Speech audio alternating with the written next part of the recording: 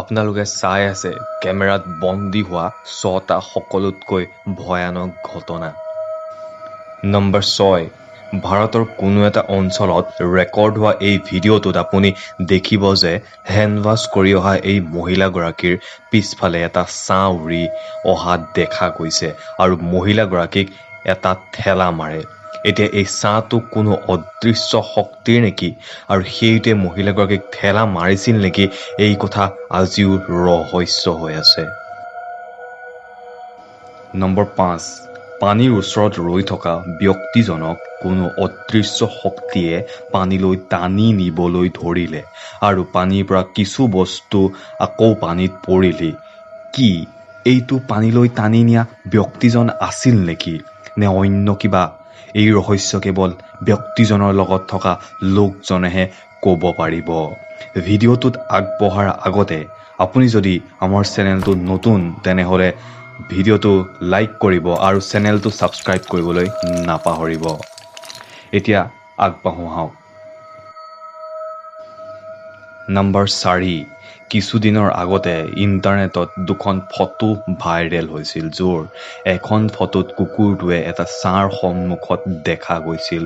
তাৰে হয় ফটোখনত সেই কুকুৰটো বতাহত উৰি থকা দেখা হৈছিল।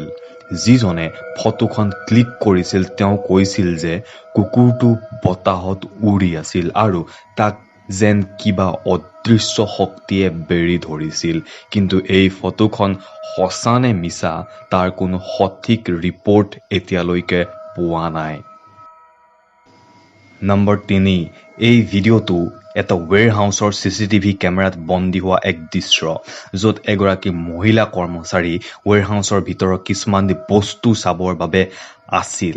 তেতিয়াই ৰেকত থকা বস্তু এনেদৰে পৰি গ'ল আৰু মহিলাগৰাকীয়ে বস্তুখিনি উঠাবৰ বাবে যেতিয়া আহিল তেতিয়াই ওচৰত থকা বক্সখিনি নিজে নিজে পৰিবলৈ ধৰিলে, যেন কোনোবাই পিছৰ পৰা বক্সখিনি ঠেলি দিছে।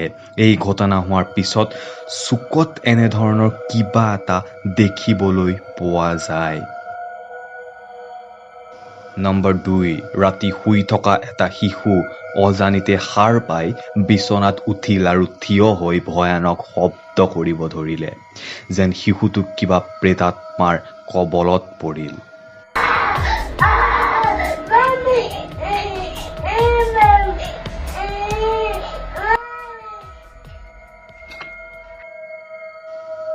নম্বৰ 1, এজন ব্যক্তিয়ে তেওঁ ছোৱালীজনী ডাইনিং টেবুলত এটা হিডেন কেমেৰা লগালে, কাৰণ এই ছোৱালীজনী যেতিয়াই অকলে থাকে তেতিয়াই কাৰোবাৰ লগত কথা পতা শুনিবলৈ পায় আৰু কোনোবা ওচৰলৈ আহিলেই চুপ হৈ যায়।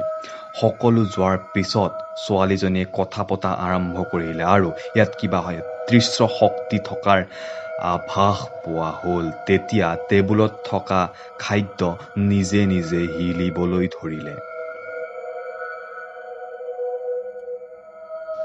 পৰৱৰ্তী ভিডিঅ'ত আপোনালোকক লগ পোৱাৰ আশাৰে ইয়াতে এই ভিডিঅ'টো সামৰণি মাৰিছোঁ। ভিডিঅ'টো ভাল পালে ভিডিঅ'টো লাইক কৰিবলৈ নাপাহৰিব আৰু আমাৰ চেনেলটো ছাবস্ক্ৰাইব কৰি বেল আইকনটো প্ৰেছ কৰি দিব। ধন্যবাদ।